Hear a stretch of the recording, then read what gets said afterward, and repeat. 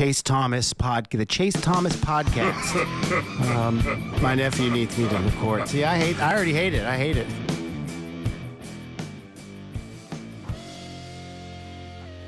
All right, hello, and welcome back to another episode of Preds Power Hour here on the Chase Thomas podcast, where I'm still the aforementioned Chase Thomas, coming to you live from Knoxville, Tennessee. Everything School HQ. Also here, as he is each and every Tuesday evening ahead of our Wednesday show.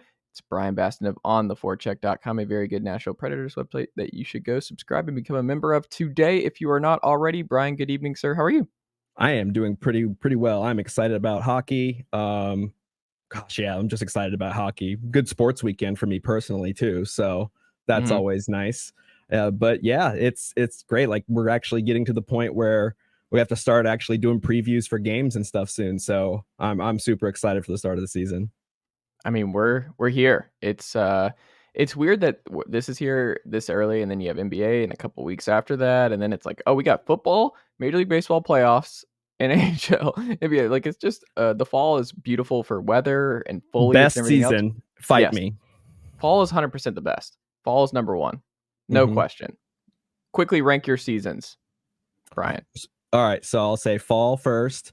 I'm gonna say winter, spring, and then summer. Ooh, I would go fall 1, spring 2, winter 3, summer 4. I can't stand the older you get, man. And also, I'm fair skinned. I can't really have fun. My wife is like a diehard summer. She can't stand that we're changing in that regard. But also here to get his perspective entirely on his seasons and nothing more.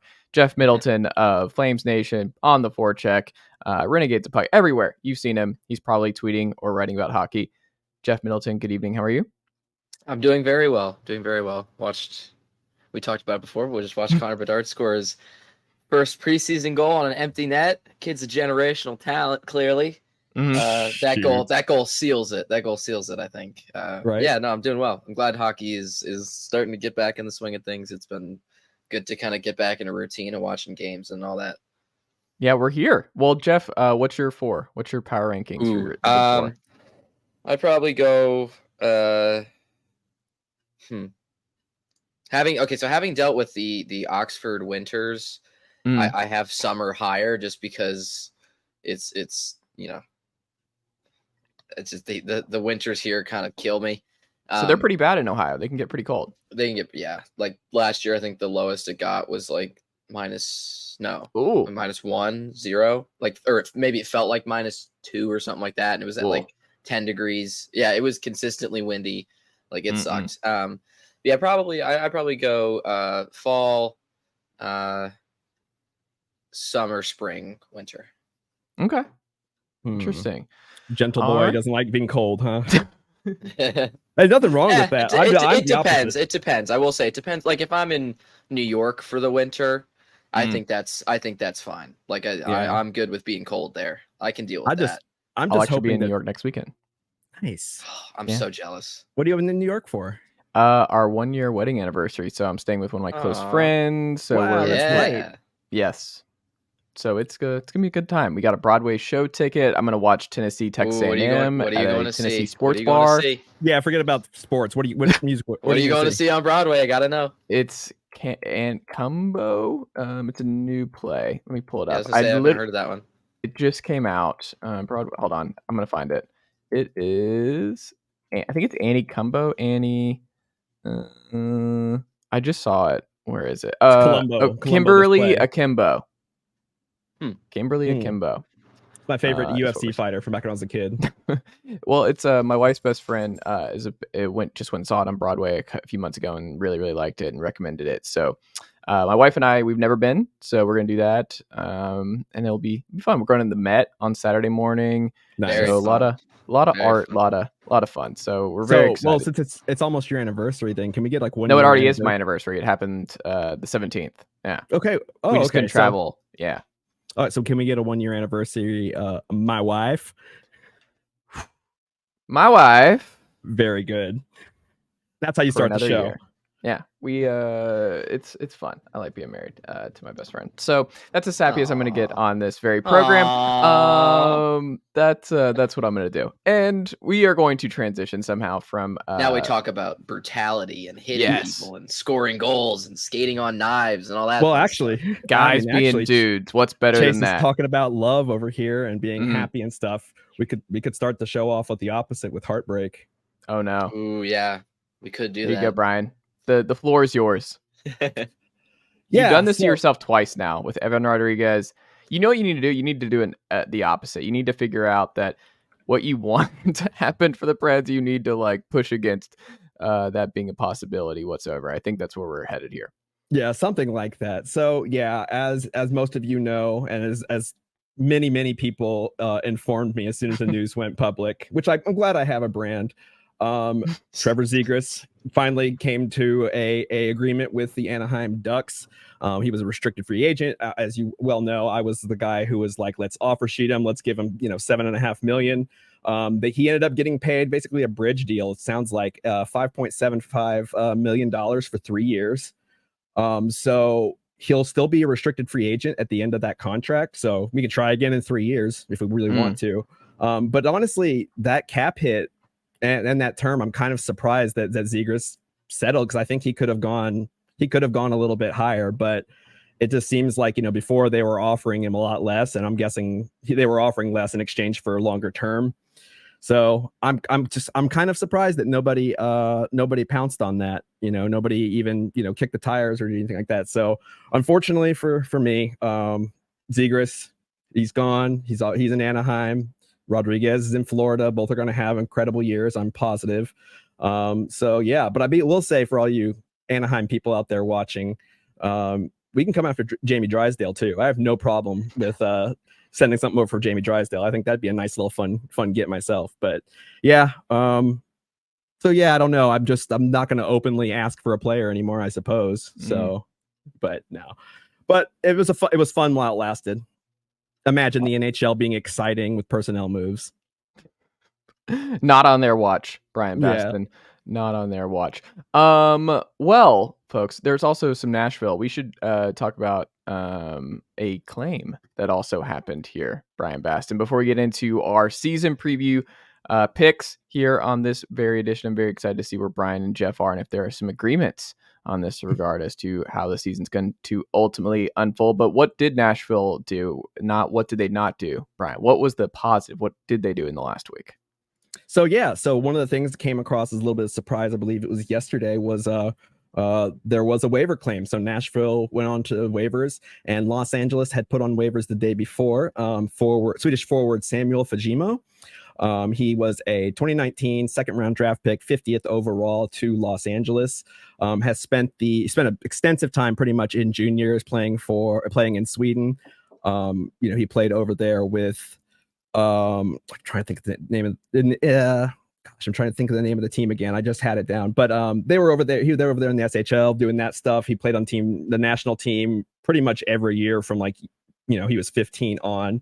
And has spent the last 3 seasons with the Ontario Reign, the Kings AHL affiliate, and he's been very good. So what's the thing that they went for when the Kings drafted him? They actually, apparently the year before, he's an overager.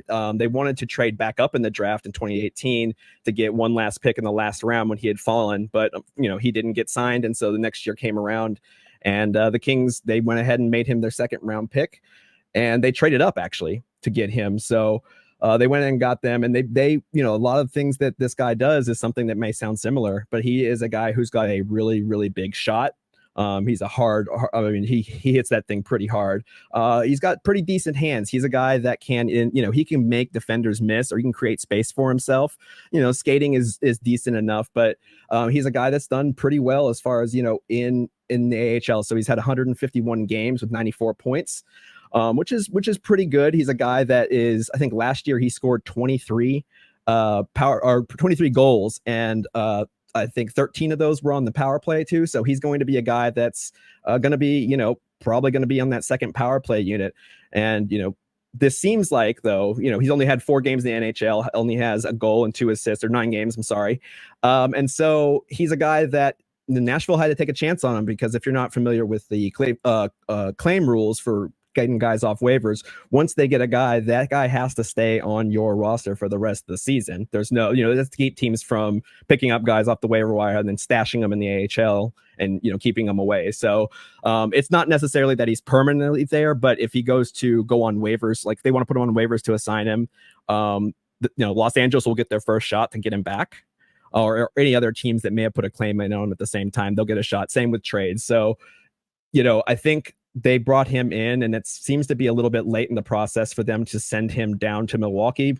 And because Los Angeles, this was a numbers game for them. They were trying to kind of sneak him through the waiver wire.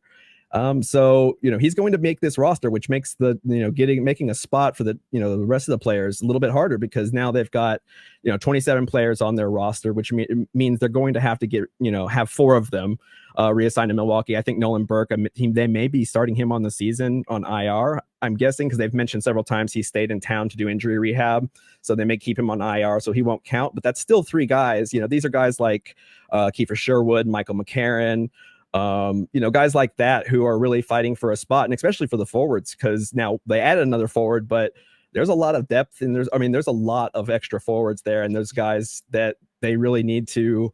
They're going to have to step up, and they've only got a couple preseason games left. So it's going to be interesting to see which of these guys makes it. But there's this could be just a change of scenery type thing that could really help him. He's a cool prospect to look into. Our friend Eric over now with Penalty Box Radio, who's been doing the best prospect work, for years now, had him ranked 35th on his draft board in 2019. So this is a guy I'm kind of excited to watch, and he's going to come in and, there's a chance that he's going to go in there and take a spot from somebody that, in Nashville, who thought that they were a lock to make the team. So, guys like Sherwood and McCarron, other guys like that, it's going to be just a little bit harder for them to make this team now.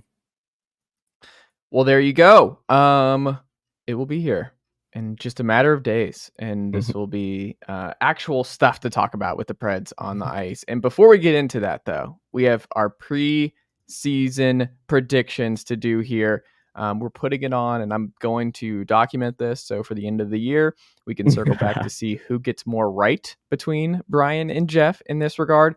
I'm more like, I got the backwards Preds hat right now. I just get to go and watch these games now, and I'm just a fan. I'm like, oh, I know him, I'm watching him. I get to treat it like I do, like so many other people treat the other sports that I'm just overly obsessed with, but it's good. I enjoy it, so I'm very excited to have that on, because also it's fun for my wife and I, where we are both on the same level. So we're just like, oh, what do you think about playing? So it's just we're both enjoying it in the same way. So I'm very excited for. There's something to be said too for being able to kind of sit back and turn your brain off and watch as a fan.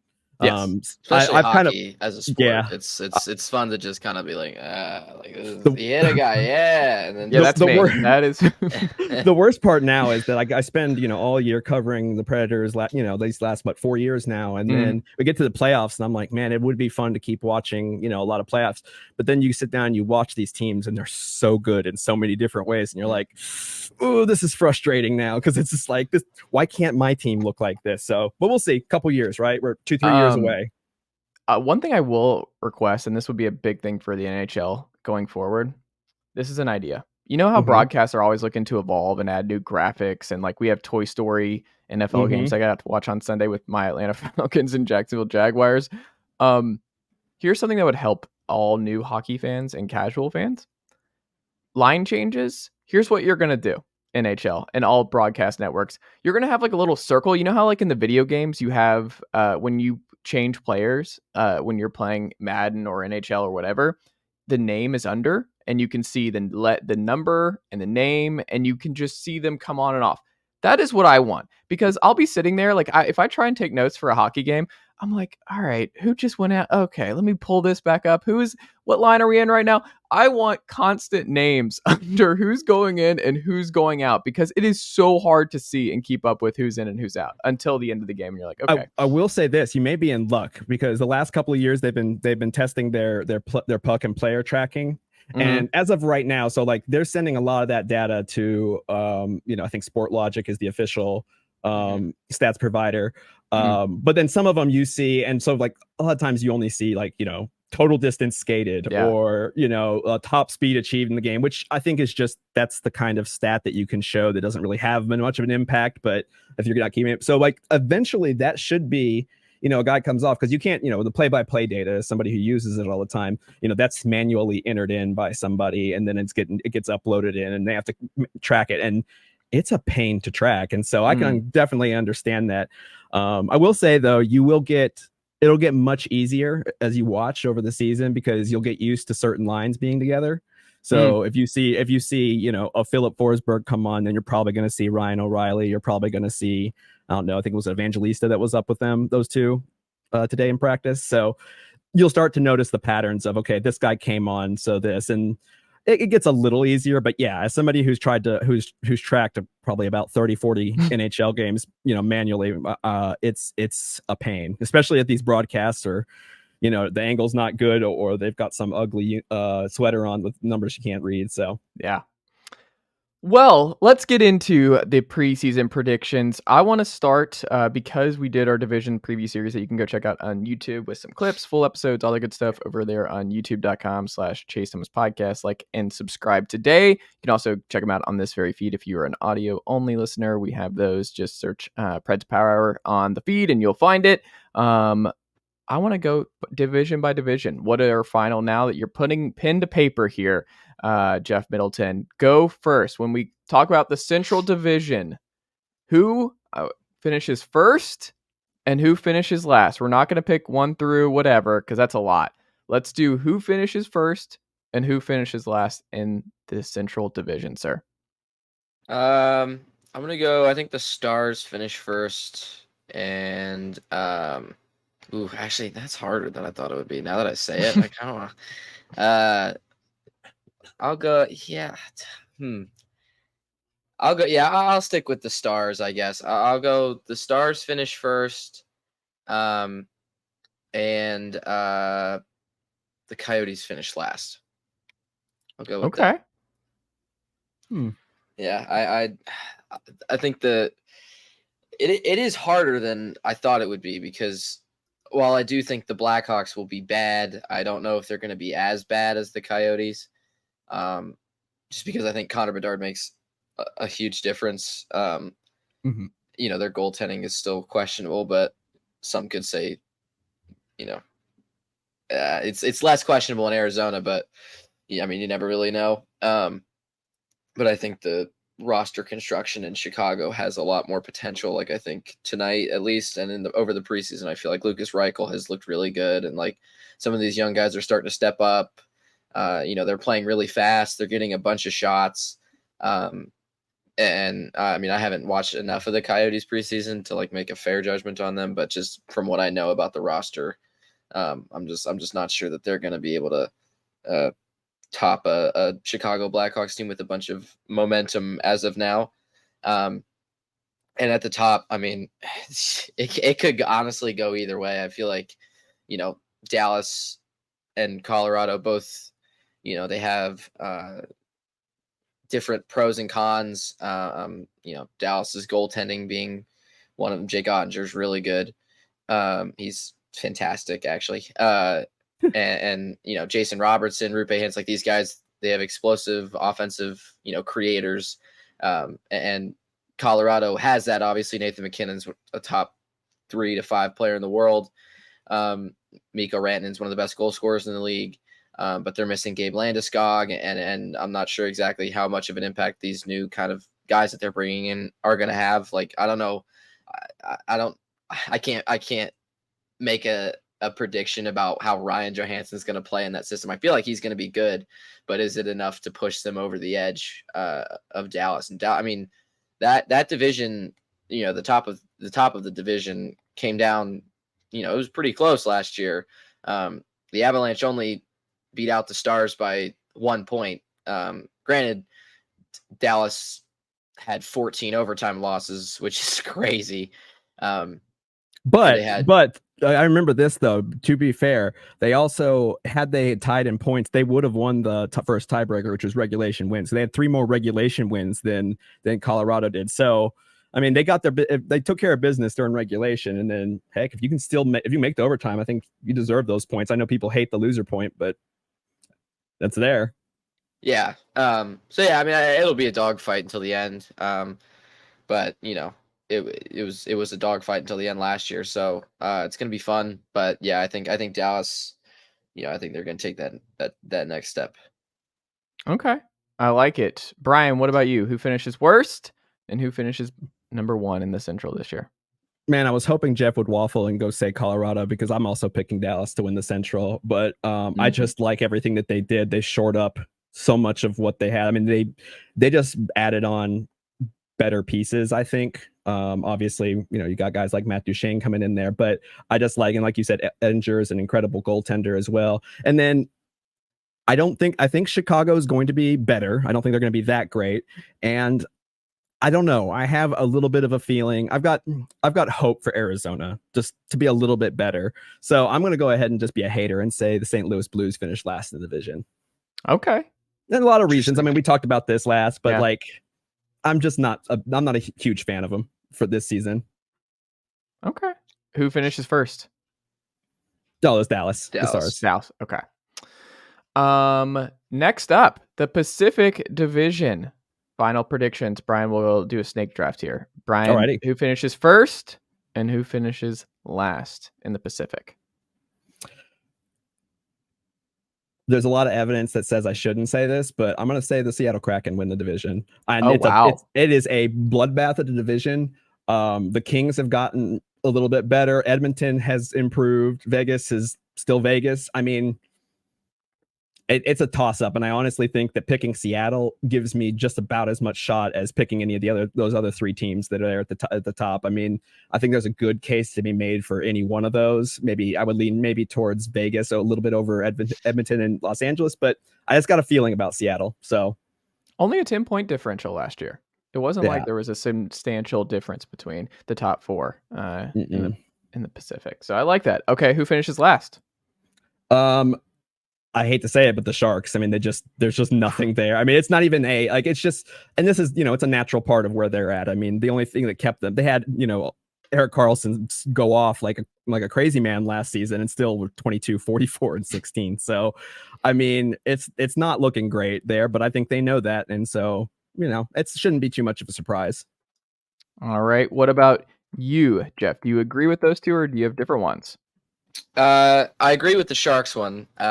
Like Brian said, I think there's just nothing there. I mean, there's just not a good team. And that's, I don't think, while he might say different things in the press conferences, and he kind of has to, I don't think, Mike Grier is super upset about that. I think he's going to take his time.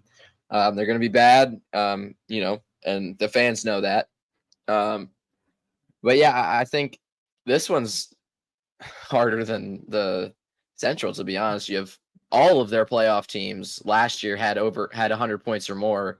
And I think all of them have a realistic shot to win it. But I'm going to go Edmonton. I think Jack Campbell's looked really good in the preseason, which, it's preseason.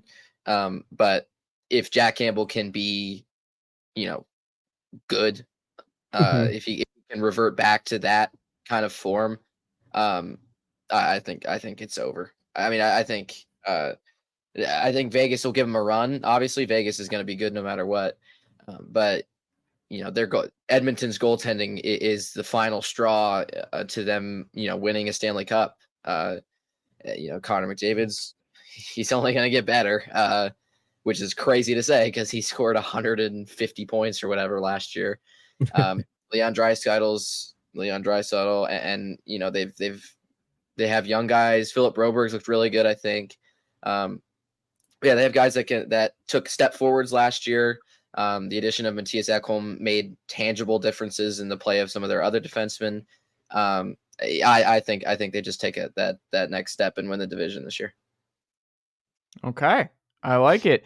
Jeff, what about the Metropolitan Division, your favorite division? Yeah. Many are saying in this very show. Who finishes first and who finishes last? See, this is going to be a fun one because there are some there's some opinions out there that one of the teams who I'm partial to might not be as good as we think they will be. But I'm gonna stick with them. I'm gonna go with the Devils. I mean, they only lost the division by 1 point last year. They had the same number of wins as Carolina with 52.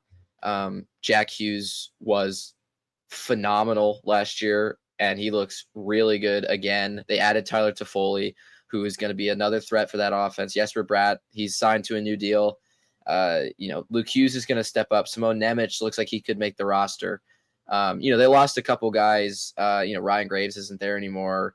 But that gives, those two young guys an opportunity to step up and play a more important role. Dougie Hamilton, he was excellent last year. I think the real question will be, with Andrew Brunette gone, how's that power play going to look? Because their power play was very good last year, and when it wasn't scoring, they were at least generating momentum for their even strength play. So, I think that they're going to be the same high flying, speedy team that we know them to be. And, they're undefeated this preseason, and when they've been down, they've come back. When they've been leading, they've held it. They've been very impressive. And I think it'll be interesting to see what they do with the goalie situation. Vitek Vanacek is going to be good. Akira Schmid looks like he's going to be good. But, could they go out and trade for somebody like Connor Hellebuck or John Gibson or somebody like that? And if they do that, then I think that, I think it makes them all the better. I'm going to stick with the Devils for this one. All right. Who finishes last? It's hard because the Blue Jackets were very bad last year, but I think part of that had to do with the injuries that they suffered. They were without Zach Werenski for a little bit. Patrick Laine was out for a fair amount of time. They added Adam Fantilli. If he doesn't make the lineup, I would be shocked. Johnny Gaudreau is Johnny Gaudreau. I think if they were under Mike Babcock, I'd say probably the Blue Jackets still. Just because I don't think that would mesh very well. But now that he's gone, I'm not sure exactly what to think about him. It's hard, though, because the Flyers are also not very good. I'll probably go Philadelphia, I think. I think the Blue Jackets roster has more guys that can take that extra step and, score a lot of goals. And if their goaltending can kind of even be average, I feel like they can outscore some of their problems. But yeah, those two I think are going to be towards the bottom. All right. Bryan, do you agree or do you disagree?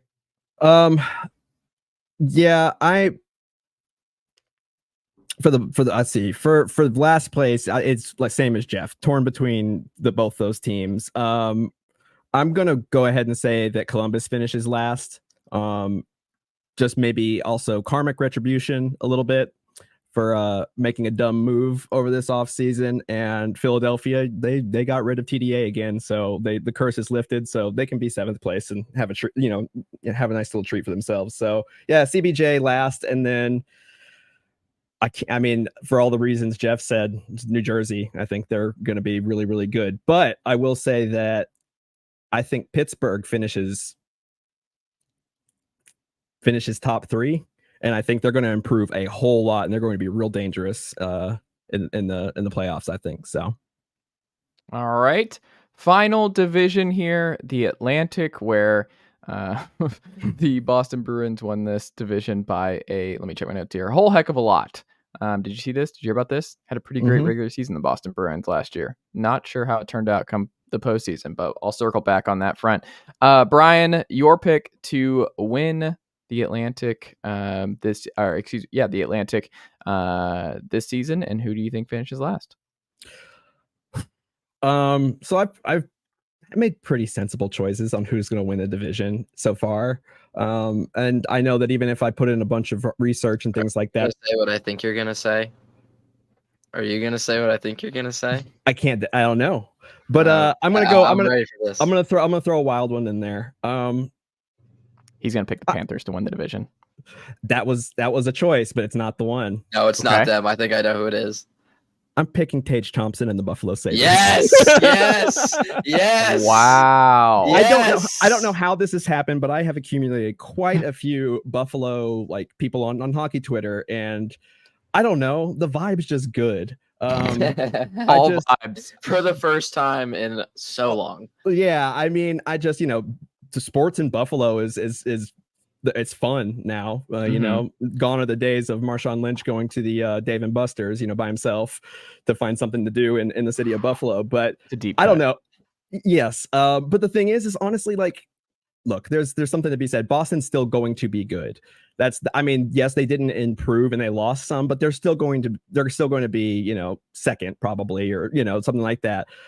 Toronto, as a Dallas fan, I can just say, prove it. We'll see. Until you prove it, I'm not believing it. And then, yeah, I thought about picking Florida. I actually do think Florida probably has, it probably has a claim that they could make to it. But you know what? It's fun. Buffalo. And then last, I don't know, Montreal again. I like what Ottawa's done for the first time in a little while. And then I like Detroit a little bit more. And I don't know. Not a huge fan of Montreal and what they've done. So yeah, let's just put them last. All right. Do you agree, Jeff? The only thing I'm certain of is Jeff Middleton is not picking the Boston Bruins to win this division again. That's the only thing I'm certain of. I am with Bryan. I think Buffalo wins. I don't know. No way. Yeah, I really do. I think that, if there's going to be one thing that prevents them from winning, it would be goaltending. And it would be that Devin Levi just doesn't have, as great of a year as we thought. But we've seen that they can score. They have guys that can, if Peyton Krebs steps up, that's a huge deal for them, because that's another middle six scorer that they can have that's, producing a fair amount of, points. Yeah, I think the biggest question mark is Devin Levi, because, there have been doubts that he, no one's come straight from the NCAA and not had AHL time. And if Ukko-Pekka Luukkonen has the same year that he had last year, that's going to be trouble. But, they're young. They're young goalies. They play a crazy position. I think that they have a real shot if they can, keep their heads together and play under a system, play, structured hockey. But yeah, the vibes are immaculate right now. I think that it wouldn't surprise me to see Toronto win the division. I'm not going to rule them out. I'm not going to say that Buffalo's going to win by a landslide, but if it came down to it, I think I could picture Buffalo winning. So I'm gonna go with the little outlandish choice of the Buffalo Sabres winning the division. I will say this though. I reserve the right to amend this, since I picked mine based on vibes. I'm allowed to amend it if there's those rumors that Buffalo is interested in Patrick Kane. If that happens, I'm allowed to change my vote, because this is purely vibes, man. Okay. I don't think they're going. Hey, I don't think they're going to, but I just like the Sabres, and it's there. I don't even think that all those old Predator connections are there anymore either. So. Nope. Yeah, they're just fun. Last, I'd probably go with Montreal. I just don't think they're very good. Nick Suzuki's good. Cole Caulfield's good. And they have some guys there, but I just don't think there's some guys there, but I just don't think they're as strong as they need to be. All right, Bryan, your conference champs and who wins the cup ultimately this season. Wow. Okay. Wow, that's whew. Okay, so let's say in the West, I'm gonna say the Dallas Stars, and then it's hard for me to pick anybody else, and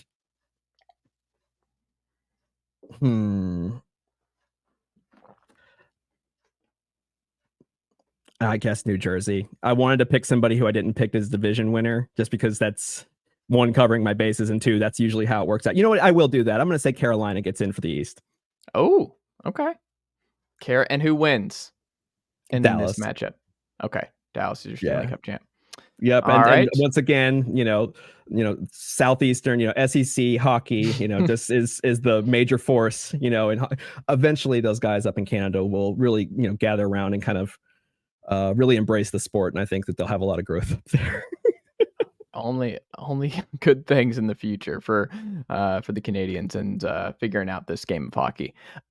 Jeff Middleton, your conference champs, and who ultimately wins the cup? In the East, I'm gonna go New Jersey. Both New Jersey.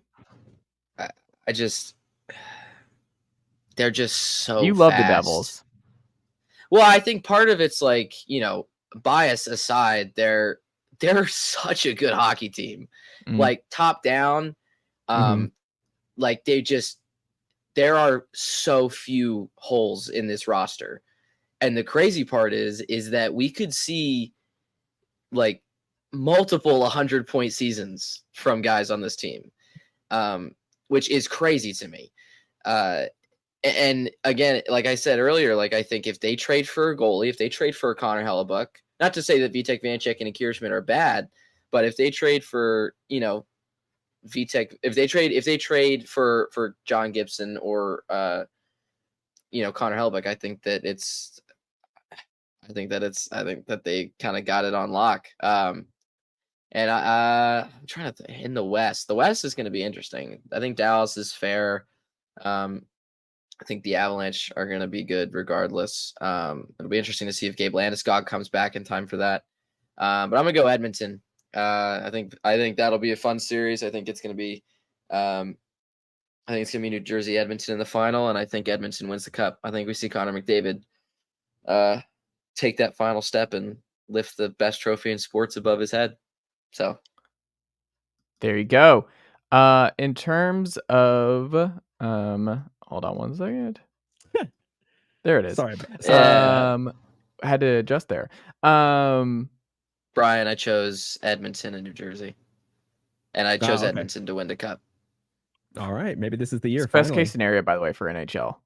Edmonton having a deep playoff run and then also winning the cup. If you get Jack Hughes and Jack Hughes, that would be that's marquee matchup right there. Yes. Not even the NHL can mess that up marketing wise. Like, let's not go too far, Chase. Yeah, I would say that's a little. You're giving them a lot of credit there. Look, they have a year to prepare for it. We said it on the pod. Gary Bettman, get ready. Last thing, you want Toronto and Chicago? Gotcha, no problem. No, I don't think that's gonna be the case. Nashville specifically. As we wrap up here on our season prediction series, Bryan Bastin, your MVP for Nashville and your most improved player for Nashville will be who? All right, I will say this: I want there to be an addendum. We can't pick Juuse Saros for this. I think that's going to be too easy of a choice, and so we're going to ignore him. And it's going to be very, very interesting because there is not a lot that has that potential to have like a true breakout year. You could pick Forsberg, but will he be healthy enough to make it through an entire season? Probably not, just based on history. Roman Josi, he's going to be doing a lot of work, and he's probably going to see a lot of time on ice. Those are guys that probably will lead in scoring, but I feel like you're going to see some different guys step up. And one of the guys I think is going to be huge is going to be Dante Fabro. And this is a really I'm picking this because it's hard because it's not necessarily I don't want this to be like a most improved, which that would kind of fall into, but I think that the season is here for him to prove that he belongs on this team as an asset going forward, as something to build that defensive core back up around. I think Alex Carrier has done a very, very good job of kind of making sure that he showing that he belongs. And I think Dante Fabro, he's going to get a lot of chances. He's going to be playing with a lot of different guys probably. And so I think this is a year that he puts it together. We're not going to see gaudy, counting stats and things like that. But I'm just been a huge fan of what I've seen from him in the preseason and what I saw from him towards the end of last year. I think that he's he's gone through, I think Predators fans get a little impatient with defensemen, especially guys that are drafted as high as he was. But I think that, he's living up to that now, and now is the time. And so, I could be very wrong, and this may be the year that he falls under the pressure, because, we keep hearing every season that, people have been maybe talking about him in trades. But I think he's going to be incredibly important. If he plays up to his potential, which I think he will this year, I think that they can steal 4 or 5 more wins than they would, normally, just because I think he's becoming a pretty good, well-rounded guy, and he's being a lot smarter with his moves and how he's skating. He's getting much better of being aware in space, blocking lanes. And he's a guy that, I think everybody's been patiently waiting for him to kind of pop off. And I think that, we'll start to see that from him this season. So yeah, I'm going to go Fabro. Okay. I like it. Jeff, do you have different answers here? I think for most improved, I'd go Fabro. Okay. MVP, I'm going to go Filip Forsberg. He has just looked unbelievable in preseason. Like, every time he's on the ice, he has the puck for a significant period of time. It's and he's, his shot looks just unreal. He's getting it off quick. Like, he looks probably the best we've ever seen him. And that's kind of crazy considering he scored 40 plus goals, a couple years ago. Yeah, I think Andrew Brunette's system is going to have a huge impact on his ability to score goals, which it should, because that's kind of, the point. The point. Yeah. It's just health at that point. Like, I think Brian's right. Like, I think, not picking him because of his health, I think is totally valid, because, if he only plays 50 games, could he be the MVP at that point? I don't know. But I'm gonna put my faith in the hockey gods to treat one of the most underrated players in the NHL and keep him healthy. Yeah, but I think most improved would probably be Dante Fabro. Like Brian said, just he looks phenomenal in the preseason so far. He's gotten a lot of hate for some okay reasons. I don't think I have never thought that he's been as bad as Preds fans like to make him out to be. Part of it's that he makes these glaring errors, and when Dante Fabro makes a mistake. But what you don't see, or what you don't remember, is when he doesn't make a mistake and a goal is created because of something that he did. I tweeted when they were playing Tampa a few days ago, he was the reason that multiple goals were scored against a Tampa lineup that had, Nikita Kucherov, Steven Stamkos, Braden Point, it wasn't like a bunch of fourth line guys trying to fight for a job. It was, Victor Hedman was playing too. Like, these guys, Mikhail Sergachev, this was some of the best players in the league. And Dante Fabro, he played unreal defense on Nikita Kucherov multiple times during the game.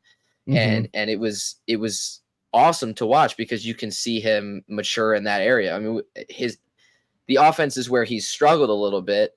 But a bit of an understatement, but yeah. Yeah, the defense has not been his issue. He's made those mistakes, but it's not resulted in as many goals as people like to make it out to be. The scoring is kind of where we've lost him, but he's quarterbacking the second power play unit and looks really good while doing it. He's moving the puck up the ice. He's making smart plays off the wall. Like, he just looks like a defenseman that is very capable. So yeah, I think he's going to have a big year. I'm excited to see what he can do with, a full NHL roster. And I'm hoping that he gets, a full shot at playing, on the NHL roster. And he's not he's going to have to work himself out of that, rotational spot with probably Jeremy Lauzon, but I think he can. I like it. I'm going to throw a curveball here. Player on Nashville's roster right now most likely to be traded in the middle of this year. The first one traded. The most likely candidate is who? Brian Bastin. Ooh, that's And here's the prediction. You have to say who your prediction is. The first Pred traded this year. Wow. Wow, that's a good one. Because again, I want to say Juuse Saros. I mean, that's kind of the obvious one. If that, they think that things are going well with Askarov, and they really believe they can do it. I don't think maybe this year might be the year to do it. I don't know, unless they can get something back. Gosh, that's because there's not a lot. I don't see there being a lot of guys that Nashville, like, people are going to be knocking down the door for, to be honest. I mean, there's Forsberg, there's Josi. I think people have, reached out about Fabro before. People aren't going to be reaching out to guys like Ryan McDonough, Ryan O'Reilly just because of their contracts. I mean, gosh, maybe Juuse Saros is the most likely one. It's hard for me to pick somebody. I mean, there's just not somebody on this team, I think, that is going to be particularly attractive at the deadline, to be honest. So, I think maybe if you wanted to go with just maybe wish fulfillment, Jeremy Lauzon. But other than that, it's kind of Juuse Saros. Jeff, do you agree it's Juuse Saros? The first player to be traded, I don't know. Yeah. I'd probably say Tyson Barrie. Oh. It's not that he's been bad necessarily. Like, it's not trading him for results reasons. It's more trading him because of a where does he fit in the long run kind of deal. Like, you can get. I mean, it happened when we saw the Preds trade Ekholm for him last year. A lot of the talk was like, okay, Tyson Barrie could be okay, but where exactly does he? Yeah, like what exactly does he fulfill here? He can quarterback that first power play, and he lets Roman Josi kind of, go off into the dot and for a one timer, to open up for a one timer. But I don't think it's really destroying the power play if they trade Barrie, bring Josi back, and they fill in another guy there. Like, you could put Gurionov up there and then put Tomasino on the second unit or something like that, because Tomasino wasn't on a power play unit so far this preseason. So, yeah, I think Tyson Barrie would probably be my answer. I like your answer better, actually, because he's got. I know teams will be. I mean, but the thing is would make him actually pretty valuable too. Is the fact that teams go out there looking for a guy who can quarterback a power play, and he's good at it. He's shown that even in Nashville he wasn't that awful. So, that makes a whole lot of sense, and I wish I'd have thought of it. I like it. Final thing here as we wrap up tonight. Your final predictions on Preds record. Do they make the playoffs? And if they do, how far do they go? Jeff Middleton, go first here. I think the Preds missed the playoffs. I remember being right about that last year. So I'm gonna stick with it. I think that they still have a lot of issues. Penalties being one of them, defense being one of them, and Andrew Burnett's system is not going to help with that defense. They're going to score a lot of goals, but it's going to be a lot of chaos too. I don't think they missed the playoffs by a lot. I'd probably say, they missed the playoffs by, what was it, like 1 point last year or something or 2 points? 2 points. 3 points. 3 points from Winnipeg. Oh, 3 points. 3 points. Okay. Calgary missed the playoffs by 2 points. I'd probably say they hit around the 88 point mark this year. Whether that's 40 wins, and 8 overtime losses. I feel like there's not going to be a huge decline in wins, but I feel like they're going to be, they might hit the 40 win mark, but I don't think they make the playoffs. All right, Bryan, what about you? Yeah, I mean, I also don't think you're going to make the playoffs. There are pieces there, and Juuse Saros could drag them, kicking and screaming into it, but I don't see that happening. I mean, first of all, you look at, the 4 top teams last year in the Pacific, they're probably going to make it in, and then I don't see Nashville being better than Winnipeg, Minnesota, Dallas, or Colorado, honestly. And again, this is just looking at the level of talent that's here, their new system. I think we're going to see a lot of Andrew Burnett's system. Again, they're going to have games that are going to go, maybe go off for 3 or 4 goals.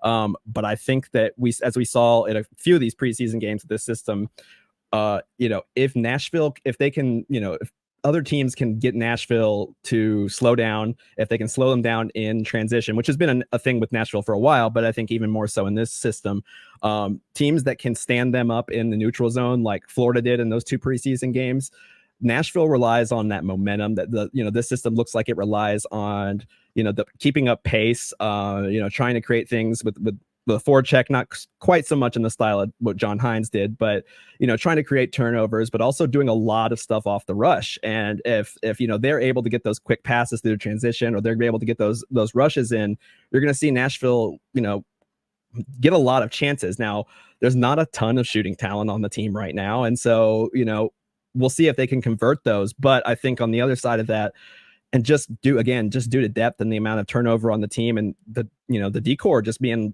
kind of depleted now, they're going to lose a lot of games. They're going to give up, I think like 3 or 4 goals a lot. And I don't think that's going to be on Saros. I just think there's going to be so many opportunities for that to happen. And this team on paper is not as good as last year. And I think there's a noticeable difference. I mean, I think that it's going to be hard because I sat there and said that, St. Louis would probably be, last. So does that make will Nashville be worse than Arizona or Chicago? I don't necessarily think so. So I don't know. They finished with 92 last season. I'm going to say they could finish with 83 points this season. I think that we're going to see less overtime games, for like overtime wins, at least for Nashville. I think that's going to be a problem. And it's just, again, this isn't a knock on what they've got. And this is, again, you get a Filip Forsberg and Roman Josi healthy all year long, and you have Saros playing 55, 60 games. They've got a real chance. I think, those 3 give them a chance to win every game, but I just don't see them keeping up with, I don't know, the top like 60% of the NHL and those teams and how they're built. So I think 83, and honestly, I hate to say it, but I think that's a little optimistic. I also think like injuries play a part in it too. Like Filip Forsberg goes down, and they can't recreate what they did last year. I just don't think that that's going to happen. Juuse Saros, Roman Josi, and Filip Forsberg carrying this team is going to get old after a while. And I think, maybe I am optimistic with 88 points. Like, I don't think the 85 to 88, I don't feel like, it's going to be a huge drop off, but I don't think, I think it's an uphill battle. They're going to have the work cut out for them. I like it. Well, that is all we've got here for our predictions. We'll circle back next year. It will be 2024 when we circle back on how these ultimately unfold. I'm excited to see how they ultimately unfold here on this very show, and as we watch and get actual game action starting next week on this very show. So look out for that on next week's Preds Power Hour with actual Preds content.